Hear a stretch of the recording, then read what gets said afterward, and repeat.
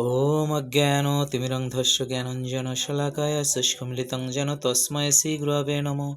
श्रीचैतन्यमनोभीष्टं स्थापितं जेन भूतले स्वयं रूपं कदा मह्यं ददाति शपदन्तिकं वन्देऽहं श्रीगुरुश्रीयुतपदकमलं श्रीगुरून् वैष्णवं च श्रीरूपं साग्रजातं सहगण रघुनाथं तं सजीवं साद्वैतं सावधूतं परिजनसहितं कृष्णचैतन्यदेवं श्रीराधाकृष्णपादान् सहगण ललिता श्रीविशाखान्वितं च। ओं नमो भगवते वासुदेवाय। ओं नमो भगवते वासुदेवाय। ओं नमो भगवते वासुदेवाय। प्रथम अध्याय विषाद्योग श्लोक 39।